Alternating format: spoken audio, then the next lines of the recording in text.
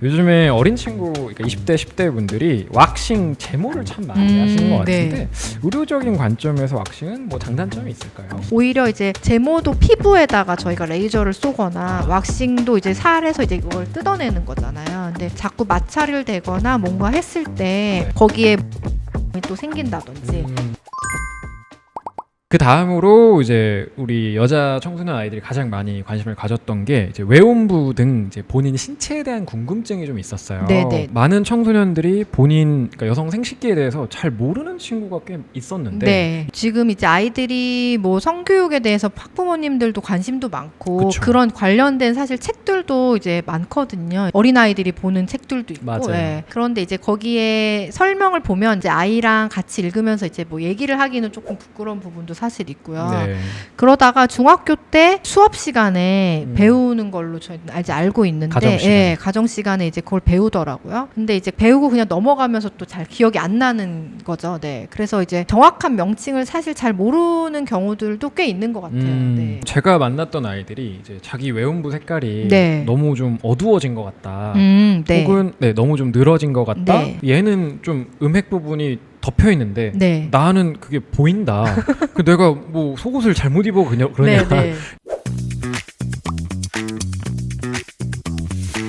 외음부는 사실 사람들이 얼굴 생김새가 다른 것처럼 발달하는 거에 따라서 모양이 좀 다 많이 다를 수밖에 없는 부분이 있어요. 그래서 네. 그게 사실 이렇게 자기가 자기 외음부를 이제 보고 그걸 네. 확인한다는 것도 되게 쉽진 않거든요. 그쵸, 네, 그럴 수 많진 않아요. 그게 네. 왜냐하면 이제 저희가 대부분은 사실 병원에 오시는 분들이 20대, 30대 이렇게 넘어가잖아요. 그때 이제 보면서 느끼셨는 분들도 있고, 그 다음에 이제 그게 문제라고 생각이 안 됐다가 뭐 다른 옷이나 뭐 아니면 요새는 사실 이제 회음부 제모를 하거나 네, 이렇게 네. 하다 보면 이제 더 눈에 띄게 되다 보니 더 관심이 좀 생기는 경우들이 있는데, 이제 10대 때들도 이제 그런 거에 좀 관심이 생겨서 보면 네. 사실 다른 사람들이랑 내가 비교가 안 되니까 비교가 그냥 안 예, 되니까. 그쵸.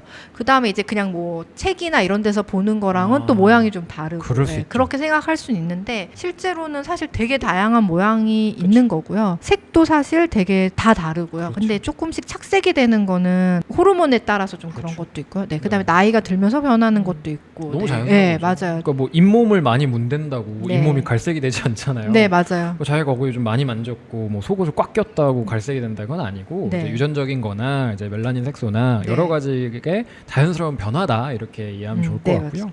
사실 중학교 1학년, 초등학교 5, 6학년 여자아이들의 질문 중에 냉에 대한 질문이 많았어요. 근데 냉이 분비되는 것 그리고 색깔이나 냄새가 바뀌는 것에 대해서 네, 엄마가 딸한테 설명을 안 해줬거나 그렇죠. 그 자기들끼리도 약간 냄새? 뭔가 네, 나와? 네, 네. 이것 때문에 공유가 없으면 네. 혼자 고민하는 경우가 있을 것 같아요.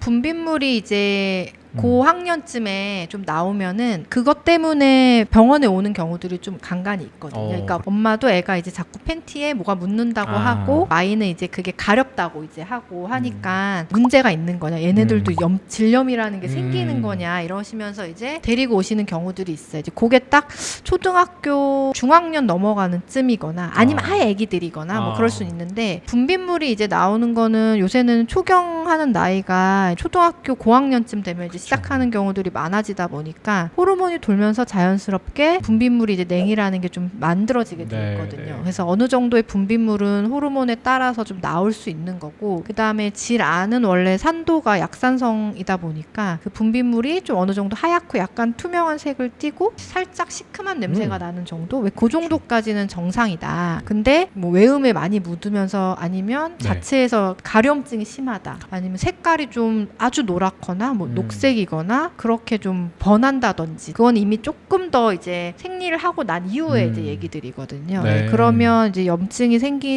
걸 수도 있기 때문에 병원에 와서 체크를 이제 해보면 좋은 거죠. 그러니까 이런 냄새가 좀 많이 퍼져, 좀 심해, 네. 뭔가 뭉친 것 같아, 네. 좀 노래. 그럴 때는 망설이지 말고 이제 엄마한테 물어보고 네. 병원에 네. 가보고. 네. 그렇게 막 문턱이 높을 필요가 없는 곳인 그쵸, 거잖아요. 네. 듣는 친구들이 혹시 이것 때문에 고민했다면 병원에 가서 편하게 물어봤으면 좋겠고요. 그러면 관리의 영역으로 넘어와서 네. 외음부를 씻거나 관리할 때 어떤 점을 좀 주의해야 되고 이제 여성 청결제 요즘 많이 사용하는데 네. 그 부분은 좀 어떻게 지도하는 게 좋을까요?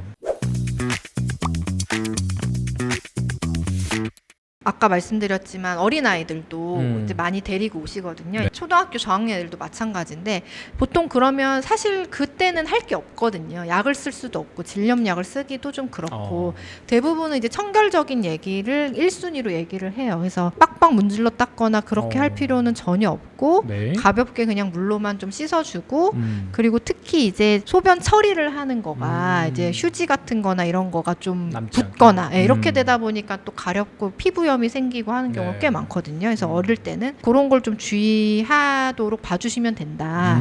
그렇게 설명을 좀 하고요. 그 다음에 이제 조금 더 이제 생리도 나오고 불편감이 생기는 거나 자기가 신경이 쓰이면 그때도 사실은 마찬가지이긴 하거든요. 거기에다 뭐 다른 걸 더 써야 된다든지 그렇게 할 이유는 없어요. 예, 그래서 그냥 물로 가볍게 씻어도 되고 세정제라고 하는 것도 어찌됐든 비누거든요. 의약품은 아니기 때문에 그냥 세정제 개념으로 사용하는 것들 물론 순한 제품들로 해줘도 되는데 꼭 매일같이 그걸로 닦아내야 된다 이럴 필요는 없습니다. 네. 그래서 생리 때 아니면 내가 뭐 날이 덥거나 뭐 찝찝하거나 이럴 때 그래서 일주일에 뭐 한 번 내지 뭐 2번 뭐 필요하면 뭐 그 정도 해주는 거는 크게 문제는 없을 것 같아요. 그 제품 중에 좀 자극을 덜 주는 네. 이런 건 특히 좋을 것 같고 네. 그리고 당연한 얘기지만 그 질 내부까지 닦아야 된다라는 좀 잘못된 정보가 공유가 되는 경우도 있는 것 같아요. 그 질 안에 이제 짜서 쓰는 세정제 뭐 이렇게 해가지고 또 그런 것도 많이 팔기도 하고 네.